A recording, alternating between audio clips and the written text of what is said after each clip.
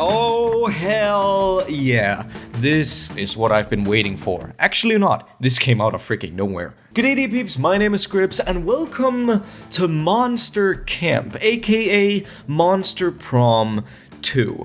Now, this is out of the freaking blue. This is out of nowhere. No one, I think, really saw this coming, as I don't think there was really an announcement to this game, at least of what I know, or at least to me, it was just sort of a surprise drop out of nowhere. But I just saw it on Steam under the newly released category, and I thought, oh my god, I have to play this. Because if you guys don't know, I played the very first Monster Prom on this channel a good while ago. I didn't even have cam on back then, so I don't know if it's worth going back watching them now, seeing as you won't have any of the reactions with it, but hopefully you're gonna get somewhat of the same experience in this one, albeit I'll be smarter this time. We're gonna be trying to date some hot chicks and guys in this, and we're gonna see if we can figure it out with my now adult brain, not my stupid stinky high school brain.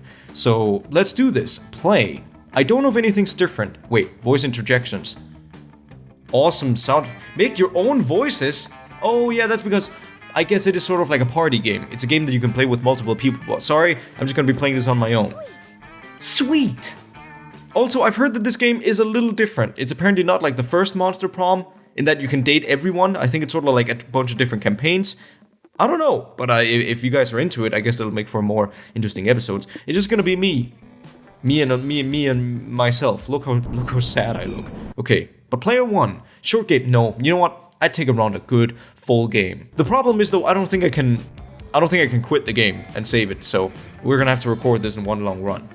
Ah, Camp Spooky, the stage of some of our dearest summers. Back then we were young and unafraid. Sorry, if I'm gonna have to do a narrating voice, I'm gonna need a drink. With school far away, everything seemed possible as the sun embraced us on our way to camp. Summer has that distinct power, doesn't it? You live for the days while the nights inebriate you with possibilities. It's like life could take a turn at every corner. And for us, it did. Ooh, okay. I can already pick one. Nice. And these are the characters that I remember. Oh, I love you guys. You guys are some familiar faces. But I do remember liking, what's her name? Frankenwife. Probably not actually in this universe, but that's sort of what she's inspired by. And I think her name is Blue. They're just named after the color, right? Yes. So, who are you really? Good question. I ask myself that all the time. But for this first round, because I know this game has a little bit of a tendency to actually hurl some criticism at you, like really roast you over the barbecue if you screw something up. I'm just gonna go with the good old regular scripts for this first run at least, because I know this first run is gonna be a mess. I know nothing about how things are gonna work out. I don't even know what the different people like. I don't even know the people yet. So this is gonna be it. Okay. Oh, I have to pack my bag? Okay, bootleg Juan. Oh, is that Juan the magical cat from the first game that you never really got to see? I think so. I'm gonna get you though. You seem cute. A multi-tool. A good Swiss knife is always useful. Spooky campfire stories. Dragon heat. Ooh. Canned brain. Competitive tarot. I don't even. Is that a thing? I don't know. Yes, and then this. Let's do this. Let's get into this. Let's date some freaking hot gals and guys. One might say that Monster Prom had hardened us on the highs and lows of love. But no, in love we're always absolute beginners. And summer camp was no different. No one talked about it, but the idea of summer love loomed over our heads. Oh boy! Close to the last day of camp, there was a meteor shower happening just 5 weeks away. Who's that in the middle? Is that freaking Garnet from Steven Universe? Everyone knew that if you were into someone, you were going to watch that damn thing together. Yeah, the meteor shower, it's a typical anime trope. Hits right in the soul. And so, a silent yet powerful pressure invaded us. It was the Monster Prom, all over again. Everything seemed uncertain, everything but one thing. Whoever we were asking on a meteor shower date, it was probably going to be one of the 6 coolest people on that bus. Joy Johnson Jojima, a badass witch who wanted to chill a bit after saving the world countless times. Again, I don't know why you're in spooky high school when you're like all over 20, but still, I'm not gonna judge anyone. But hey, I remember you were sort of from the Covenant in the first game, weren't you? I don't think you were dateable. Or maybe you could date the Covenant, but then maybe that was just like as a whole, I don't know. But I sort of like you though. Aravi Mishra, a hot-headed adventurer possessed by a curse who turned out to be the most annoying roommate ever. I remember you. You're the one that wanted to kill everyone, and I don't think you were dateable either in the first game. Calculator Hevlet Picard, a library computer who would become a sentient robot, ready to experience life at its fullest. Oh, baby boy, please tell me this one is still voice acted by Jacksepticeye. I doubt it, but it would be fun. Come on. Dahlia Aquino, a buff blue demon and warmonger who had set her sights on conquering summer next. I like me a strong lady. Damien LaVey, a fearless demon with a taste for destruction and a love for life. Absolutely. Good old classic. I don't think I ever dated him though. And Milo Belladonna, 23 question mark? A Death Reaper doubling as an internet influencer and who was profoundly in love with life and all its earthly pleasures.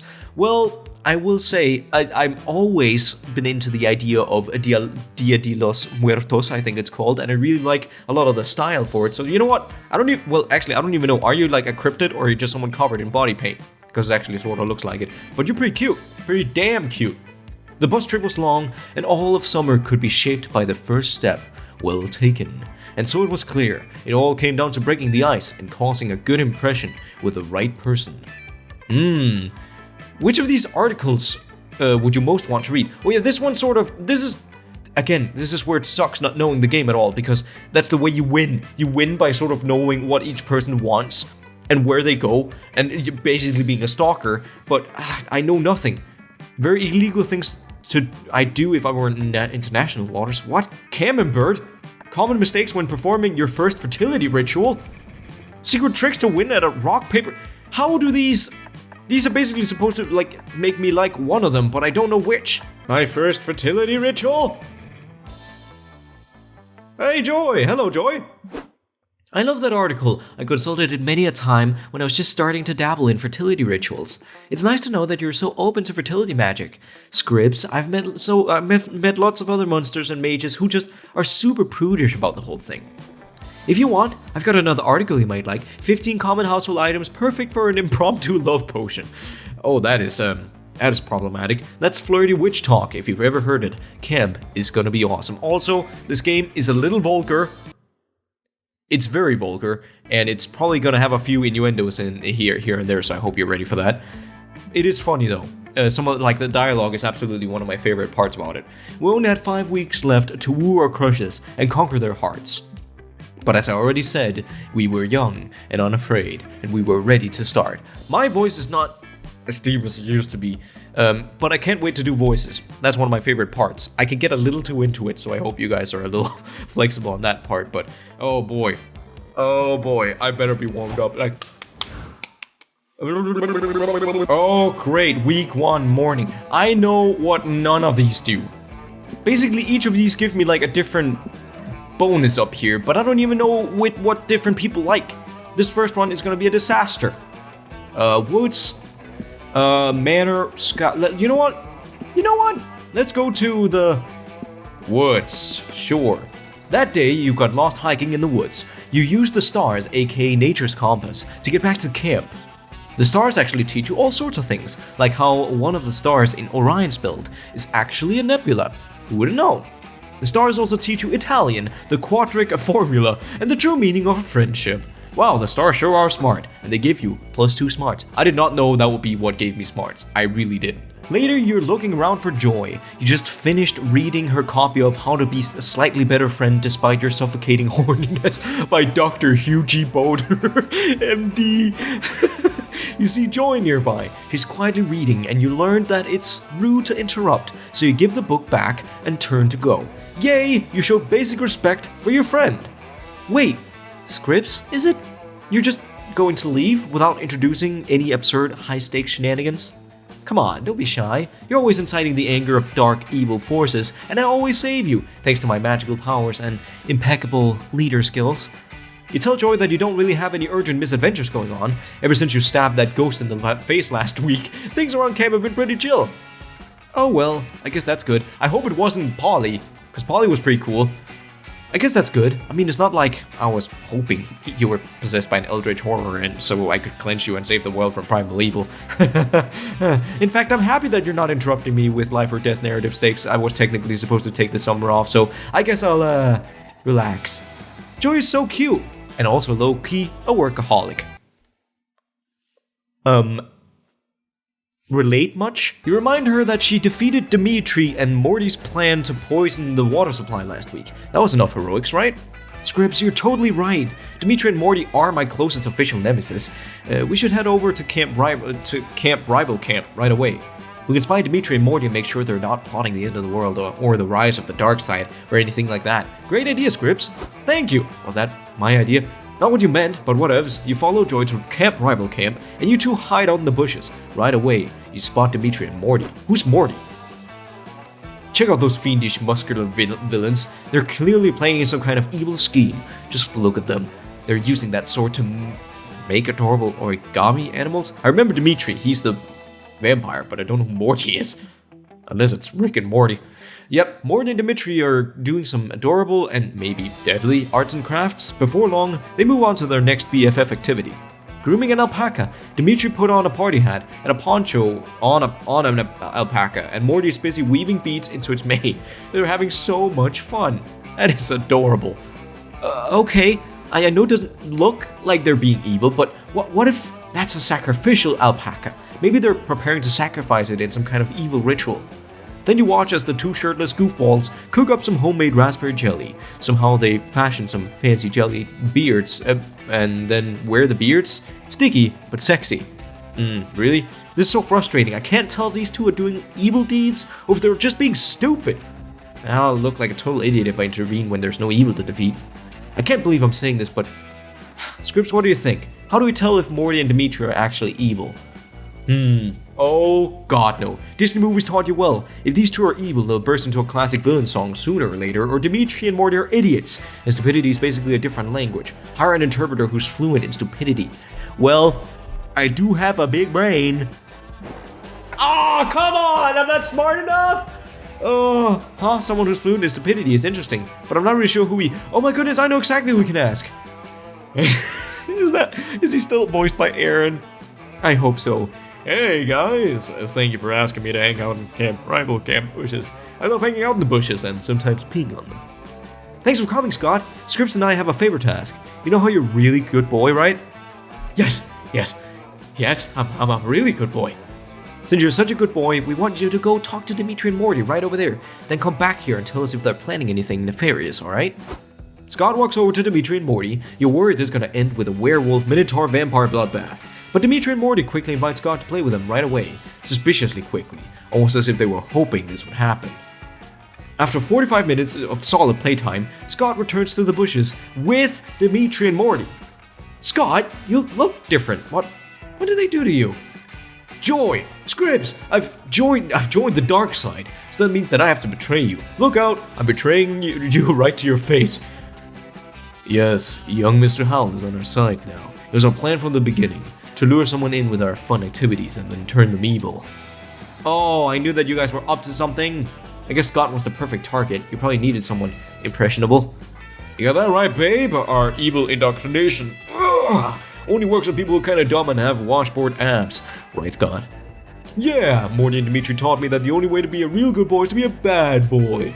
That's why I'm being a bad boy right now, because I want to be a good boy. So get ready for me to be bad. I'm gonna say cusses and bark at night, and I'm gonna pee wherever I want. Can't already do that, but still. Oh, it's gonna take me an afternoon to fix this. Guess I asked for it. Goddess, why am I such a workaholic? Scribbs, can you get out of here? I have to defeat these two idiots and make Scott good again. And you tend to make everything more difficult. Bye. Oh, my heart. Oh, no. Joy! You leave the white-hot searing pain of mild social rejection makes you lose 2 charm and 1 boldness. No! At this point, maybe you should just join the dark side for attention. Oh, that was bad. How long is this game? So many places to go. I might have made a mistake. Okay, so I went back, I shortened the game because I realized that with me doing voice acting, this will take fucking years. But don't worry, I got Joy again, and I also screwed up with Joy again. So nothing is different. Everything's the same. Oh my god, this is so sad. Even when I get multiple attempts, I can't do it right. Okay, but you know what? we're okay. We just don't have a lot of boldness. We just need to stay out of anything bold, or actually maybe we should increase it. I don't know. You know what? Let's go to the fighting dome then. You're huddled behind a bullet bunker in the throes of a tail tag battle royale against camp rival camp. You're sure that this is the end. You lived a good life, you think. Next to you is camp rival camp member shivering and crying and out of ammo. Why our guns are part of the tail tag is beyond comprehension. Is this where you die, Scribbs? They sob. Why couldn't Camp Spooky and Camp Rival Camp just make love and not war? That's the Axe commercial. You reach out for them as if to bring them into a tender kiss, and as soon as they're in your grasp, you take their tail. Fuck yeah, that gives Camp Spooky the win. Everyone saw your sexy ruse, which also gives you +2 charm. I betrayed someone's trust. No. Oh my god, that's a straight up dead dude.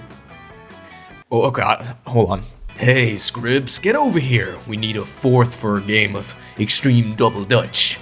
Oh, I didn't realize we were playing with 2 jumpers. I'm up to the challenge. We're not. Scribbs is gonna be to the ropes, aren't you, Scribbs? Your dumb horny ass is about to agree when you're thankfully interrupted by Mr. Papa, CEO of Awful Corp. Pleased to make your acquaintance. I've just purchased a controlling interest in this summer camp murder dome, and I'm here to make it turn a profit. My initial plan was to bulldoze the thing and replace it with a nice generic shopping mall, but apparently this land is only zoned for lethal or lethal activities. So I'm here to do the next best thing: turn these outdated dome games into a gleaming engine of commerce. Hey, keep your money-grubbing hands out of our murder games. If you want cash, just rob banks, like the rest of us. Yeah, you're not getting a cent out of me. I'm saving all my gold for a skull-seeking crossbow. Well, she thinks she's saving all her gold. I've spent most of it on bagels at this point. Don't tell her. It's not often I agree with those two, but they're right. Freely accessible murder games are part of Camp Spooky culture. You're not gonna get away with charging for them. Charging for them? Who said anything about charging for them? I'm making all the dome games, including Extreme Double Dutch, free to play. Oh, I get it. The games are free so people will start playing them. But then you use a finely tuned, addictive mechanics to trick players into paying through the nose for items and power-ups. There's a ton of guys in hell who used to do that. Yeah, there's a special place in hell for phone game microtransactions. Well, your nefarious scheme won't work on me. I'm a seasoned gamer and immune to psychological manipulation. And to prove it, we're gonna play your games totally for free until you go out of business. No, don't do that. That's like mainlining heroin to prove it doesn't work on you. Much better to bring a strongly worded petition to the camp administrators. Right, Damien? No time to talk. Only 100 more rope jumps left before I unlock the platinum jump rope. Oh fuck, my rope broke again. Guess I gotta buy a new one from Rope Store. Or you could buy these limited edition rocket boots. They cost 10 times as much, but they'll really help you rack up those rope jumps. Sorry. Energy drink. I'll take 10, but only to prove how dumb your business model is, sucker! Oh, I'm feeling a little tired from all this yelling. Better purchase an energy refill while I'm at it. Oh no, your friends are already in so deep, they practically qualify as submariners. Quick, find a way to prove them how predatory this free-to-play game system really is. Ooh, it would be so funny if this game was also free-to-play, but it isn't, understandably, of course. Have you noticed that those games are just bags of your own stolen blood that the game is selling back to you? What would be the best? Look at that guy over there. He's only been playing 30 minutes longer than you, and he's already got the dome logo tattooed on his forehead. Ooh, you mean the shovel ghoul with the bags under his eyes and the t-shirt that says I love microtransactions? There, I wore the shirt. Can I please have my gems now? That guy was obviously a fan of the dome before it went free to play. You can't prove loot boxes or durability mechanics have anything to do with it. Why don't we talk to him? As soon as he's done removing his molars to exchange for 3 more feet of jump rope. Get over and talk to him. He's in bad shape, but when he sees the 4 of you, he brightens up. Oh, hey guys, you look new here. Use my referral code. It pledges you to 2 years of in-adventure servitude, but we each get 20 gems. 20 whole gems? Sign me. Wait, hang on. We came over here for a reason. Why did you get that tattoo on your face?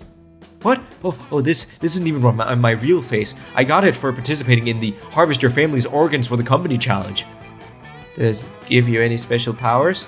Of course it does. With a face, I gain access to exclusive premium purchasing opportunities and the ability to exchange years of my actual life for in-game currency. Fuck, I never thought I'd have to say this, but it looks like this game has found a way to make face tattoos not hardcore. Let's get out of here. I agree. If you're not going to harvest your family's organs, you should at least get a dexterity bonus. Are you guys thinking what I'm thinking? Yeah, let's go play a game that's actually free. Like Trivial Pursuit. Or Murder. Or Volleyball. Let's go, guys. Oh, I was gonna say order pizza and watch The Real Housewives. Whatever you end up doing, it's a hell of a lot better than selling your organs for stupid limited edition face. You gain 2 plus fun and 1 smart. Great, we're making... Like, we're coming back. We're slowly but surely. It's taking a while to get there, sure. Oh my god, I'm so glad I shortened this. If I didn't shorten this, I would be screwed. Mothman? Mothman? Oh, hello! Why do you sound like Vigar from League of Legends? Oh, hello! Hi there, Scribbs. I have a business proposition for you. Wow, if you had a nickel for every time a friend of yours proposed a business to you uninvited. My idea is this: a magazine about Camp Spooky. It will feature stories about our fellow campers' lives, photography of our fellow campers frolicking, salacious details about our fellow campers' innermost secrets. Okay. It's genius, no? The only problem is, I need some groundbreaking gossip to get my publication off the ground. Something the other gossip reporters haven't gotten their greedy hands on yet. Would you know anything, perchance?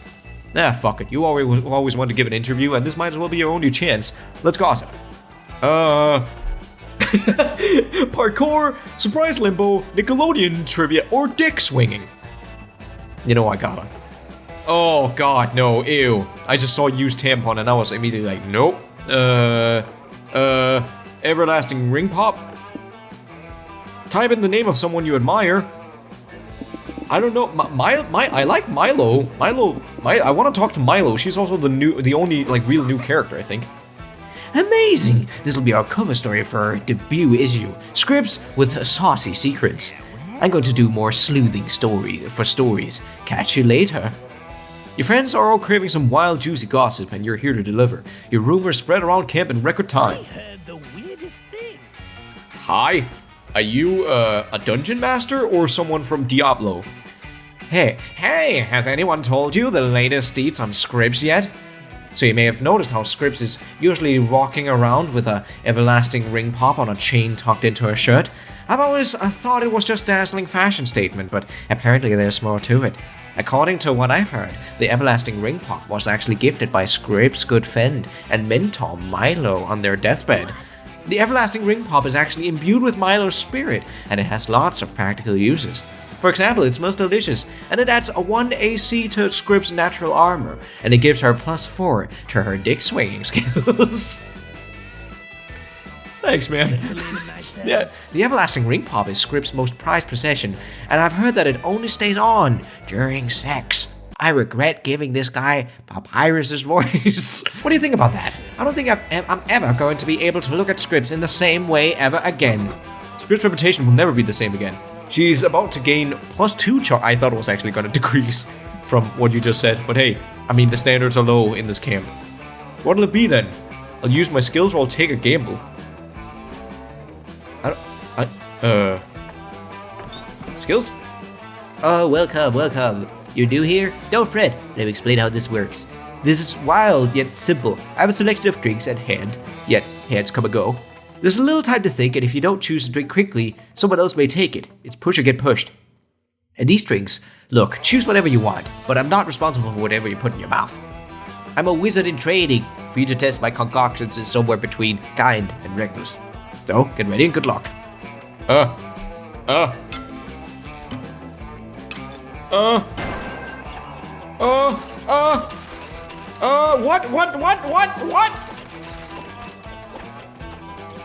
I don't know what am I doing? Oh my god, what? Oh, I had to pick one, I think. Oh god, is that actually, that's the other, no, wait, is that Yellow? Is that his name? Is that his skin? Phobia shots. Let's do some phobia shots, yeah. You know what they say, if you can't overcome your fears, drink them. Cheers to you, doing that is surely bold. I got 5 boldness? This is the part where I leave you before you puke all over me. Ciao. That was pretty metal. We straight up drank what in my case would be claustrophobia. Can't be good. Okay. Wow, this game is doing a number on me. Like I feel like I'm getting like whiplash for some reason. I know I'm clicking along and it's technically going completely my pace, but still, I don't know, it just feels wild. So we haven't been either here or here yet. Actually, I haven't, there's a lot of places I haven't been yet. Let's go to the manor. Was I in the manor? No, I wasn't. Okay. While you're exploring the haunted manor, you hear a voice calling your name. It comes from under the bed. Two blood-red eyes stare at you from the inky darkness under the bed. A voice that sounds older than time whispers. Do you want to gain some boldness, Scribbs? Sure, I'm gonna roll with this, so yeah. You say yes because you actually do want that. Okay, here you go, whatever that thing is. It gives you +2 boldness. What a nice under-the-bed thing. Great, this won't come back to haunt me. You follow the unmistakable scent of adventure into dimly lit corner of the mansion. Is that the adventure lady with the roommate curse? Oh yeah, there we go. I'm just saying, speaking from experience, that it's bad form to slaughter a demon without first giving him a chance to change his ways, / join your team, / become your hot demon lover. And I'm just saying that you don't collect XP for talking your way out of combat encounters. Oh, I've gotten all kinds of experiences from talking my way out of combat encounters, if you catch my meaning. Like what? Most boring conversations to skip through? How do you skip through a conversation? I find that if I punch someone in the neck while they're talking, they usually stop and we can skip to the fighting. It's great speedrunning strat. Look, I respect your approach to adventuring and the fearless way you interact with cursed artifacts. So, but it takes more than unbridled violence to be a true protagonist. And I respect you both as a strong, independent woman with a wicked fashion sense and someone who's managed to make an all-caster party work without a tank. But you wouldn't last 10 seconds against the types of demons I fight. Oh, I wouldn't, would I? Sounds like the only way to settle this argument is by putting our claims to the test. I'll summon a demon, we'll both fight it, and we'll see whose strategy is superior. Hold on to your wand there, Sabrina. If you're the one summoning the demon, what's to stop you from summoning one that's more vulnerable to your approach? Oh, I can summon a demon, Arabi. All I need is like 2 of your vertebrae, 3 tops. How about we find someone else? Fine, we'll have an impartial third party summon a demon. We can both fight. An impartial third party like you, Scribbs. You know how to draw a summoning sigil, right? It's first year material at Spooky High, so only a huge idiot wouldn't be able to. Crap, you spent most of that class drawing porn in your notebook instead of drawing sigils. It looks like it's time to bullshit, but like, how hard can it really be, right? I'm a bold person. Actually, all my stats are very similar. Draw every sigil you know, a smiley face, the Batman logo, the tiny dude from the walk symbol on traffic lights. Yay! You borrow Joy's summoning chalk and sketch the mystic symbols on the wooden floor. What are you... Scribbs, is that supposed to be a summoning sign or wingdings? Shh, let's see how this plays out. Yeah, some demons are really into weird shit. Like I used to let myself get summoned for a bag of Doritos and a picture of Mark Wahlberg. Hold on, you're a demon? No. Are you sure? Shh, something's happening.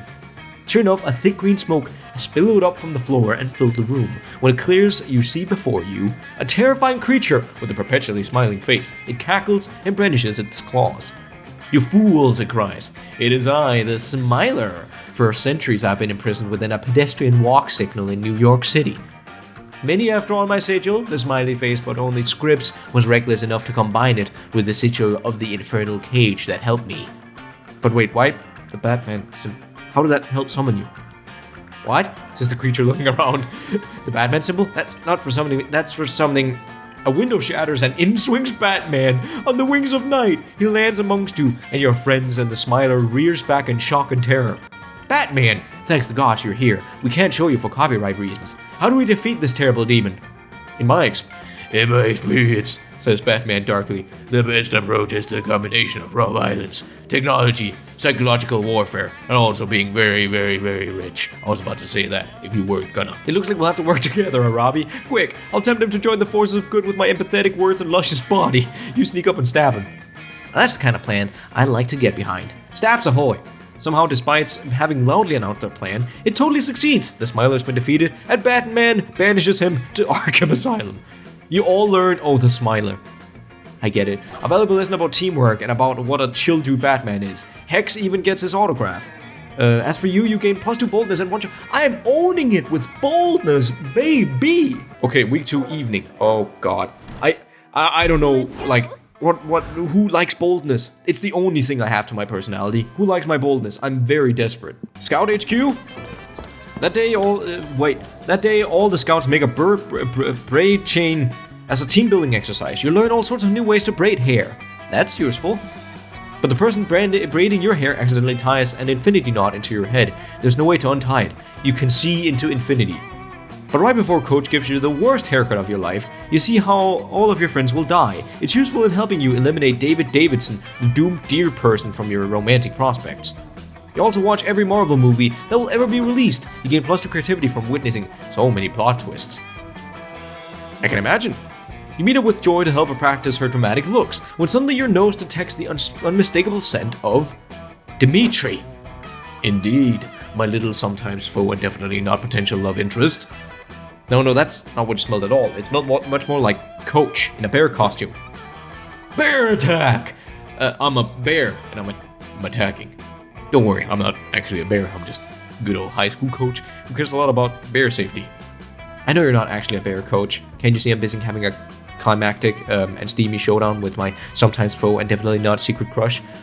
That's no good! That's no good for me! Yes, begone, foolish were-tiger. What do we care for bear safety when the very fate of the world hangs in the balance? What do we care for bear safety? What do we care for bear safety? Oh, kids, you need bear safety drills more than I thought. Fact, 100% of fatal bear attacks result in death of one or more people. That statistic is tautological. Fact, 100% of bear attacks happen when at least one bear is present. Where did you get those bear facts? Fact, bears do not pee during hibernation. That's actually a pretty interesting fact. But there aren't any real bears here, and even if there were, Dimitri's far more dangerous than a bear. Oh really? Then explain why I, your coach, who cares deeply about your well-being, am dressed in a bear costume and not a Dimitri costume. Joey's clearly not going to beat Coach with logic, and she's not going to beat Dimitri at all if you don't help. But how can you prove to Coach that Dimitri is a bigger priority? Oh crap. I'm going to try to convince this were-tiger, I don't even know what you are. I'm going to try to convince you. Dimitri, a bear? No, it couldn't be. No, it totally is. I mean, if you can be a were-tiger in a bear suit, why can't Dimitri be a bear in a sexy vampire suit? You two have opened my eyes. The bears have become even craftier than I expected. Is no one gonna ask me whether I'm a bear? Because I'm not. There's no room for a bear inside this spell-tape yet chiseled package. That's exactly what a bear would say. Is it though? Because I'm 99% sure I'm not a bear. Only 99? Why not 100 or 110? Well, a world-weary nihilist such as myself must maintain a healthy sense of skepticism at all times in order to combat the crushing uncertainty of this bleak world. Dude, that's deep. Or, you're a bear that has disguised itself so well, it's convinced itself it's not a bear. Think about it, Dimitri. It would explain a lot. Like what? Well, for one thing, you don't go outside during the day at all in winter. Hibernate much? I'm a vampire! That's a vampire thing! And all bears have very sharp teeth, just like you. Again, vampire. But Dimitri, haven't you ever considered that bears are just vampires with more body hair? What? I'm not a bear. Am I? I'm not. Am I? I have to go wax my whole body. But you haven't seen the last of me, mortals. Dimitri vanishes in a puff of confusion. Coach pats you and Joy on your backs. Well, it looks like I was wrong. You two are really prepared to handle bear attack. You certainly handled that one. I'll let you get back to whatever you were doing. Remember, don't look a gift bear in the mouth. In fact, don't look any bear in the mouth. I admit that's not the tactic I would have chosen, but perhaps your unorthodox tactics will make you a welcome addition on my future adventures. Maybe as a guest star? A guest star spot. That's the spot reserved for super hot love interests. Plus, you can shorten it to G-spot. See that right there? That was my innocence. Sweet deal. You gain +2 charm and +1 boldness. Nice. Nice. Campfire time, yay! Oh boy. I really want to try sitting with Milo. I just want to get one conversation in this entire run. Milo's doing their usual review of today's engagement with their Instagram posts. Calculester is peering at their phone interestedly. This should be good. So you say that these likes are necessary to your health and well-being. Do they provide sustenance of some kind? Well, they sustain me. Wait, hold on. What voice should I give you? I can't do Spanish. I am not doing a Spanish accent. Well, they sustain me spiritually in a way. The more likes I have, the better I feel, and the better the world becomes. Also, are you even a cryptid? You are straight up just covered in body paint.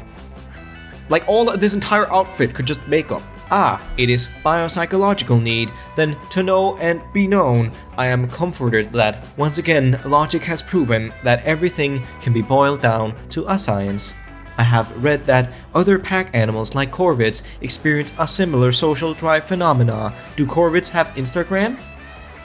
Wait, no, Instagram isn't a science. Curating aesthetically pleasing selfies and pairing them with poetic phrases of inspirational genius is a very delicate art form that science could never hope to explain. That's why I'm an expert in my field, darling. It's hard to be the bard. But, friend Milo, because Instagram is computer-based application, wouldn't it follow that it is rooted in science? Instagram isn't used on computers, darling. It's almost entirely exclusive to smartphones. Is that a microaggression? Smartphones are computers too. They have merely young upstarts with smaller, sleeker appearances. I apologize, darling. You're right, I should be promoting technological body positivity. I'll post about it right now. My demographic would love it. Actually, after doing a quick algorithmic scan of all 1.2 billion Instagram accounts worldwide, I've scientifically concluded that the most fleek subject you could post is 3 iguanas in Birkenstocks reading Eat, Pray, Love. What? No, your scientific method clearly doesn't work. Art, you see, it is like an eggplant.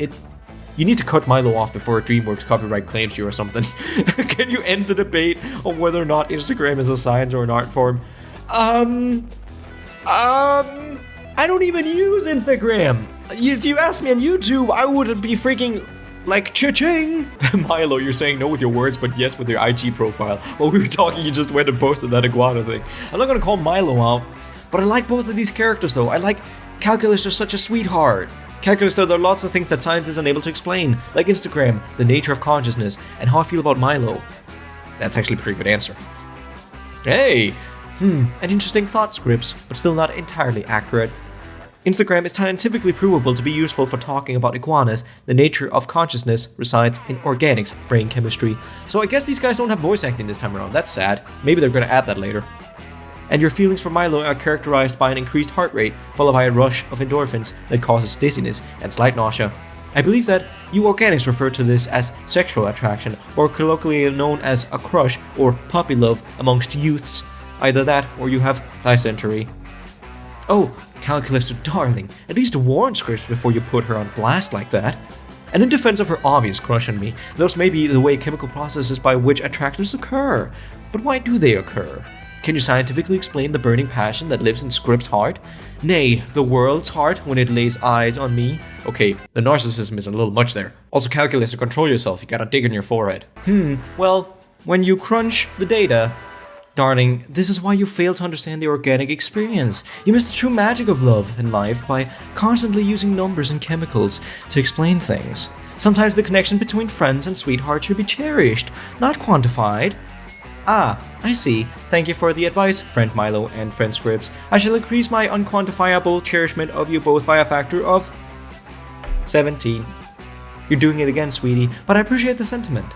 And I appreciate your flattering sentiment as well, Scribbs. Dare I say you are 3 iguanas in Birkenstocks to my Instagram. Well, actually, the iguanas in Birkenstocks is sort of a literal iguanas in Birkenstocks to my Instagram. I admit the concept is kind of growing on me. But still, you understand what I mean, don't you? Nope, but when do you ever? The good news is Milo's grateful to you for standing by them, and you know exactly what sort of pick to attack them in later. It could also be a them. I have no idea, but hey, I'm into it either way. That's a good thing about these sort of small indie games. They're usually very good at doing representation really well. What'll it be then? I'll use my sure. I'm so scared of this. I have no idea. A weekend is here, so you go visit Juan the small magical Latino cat. Well, I hope you have your reflexes ready. What makes him a Latino cat? He just looks like the horrible creature from Madoka Magica. Because what I have ready is a selection of weird, unquestionable drinks. Oh god. Sharpen your fingers because here we go. Oh shit. I want this one. No, go away. Hey, go away. Go away. I like this one. Go away. I like this one. Yeah, I got it. Okay, I got it. Woo! So they can push me out of the way. That was very close. This drink looks good, even though I'm technically drinking a Manhattan. Am I drinking Manhattan? A Manhattan! Yeah, I turned an actual location into a drink. It's so fucking concentrated that everyone has an opportunity to gain +1 extra stat point at every location. It'll be one with locations. Hey, still hard to believe you drank that. Good luck, I guess. Oh my god. Is that it then? Okay, well anyways. Oh, I know we're very close, but I gotta end off this episode here. Then we can maybe like start this one or finish this one, and then we can get into maybe the next one if that's what people are up for. Because this game is fun, man. It's exactly like, I mean, it's exactly the same as Monster Prom 1. There's nothing really different. The only thing that I wish would be that the cast would be sort of widened out, but I think that there's something mechanic-wise that I just don't really understand yet, because I'm pretty sure I saw Zoe, the Cthulhu lady, and a bunch of other characters that you could, like, I don't know, romance them in some other way. I have no idea, but I gotta look a little bit up about this game, and then in the next run, because I'm undoubtedly gonna fail this one probably, it's gonna end up in a horrible, spooky campfire, Halloween dumpster fire, then I'll at least be a little bit prepared for the next one. But this is really fun. I hope you guys are enjoying this as much as I am. But anyways, remember to hit that like button.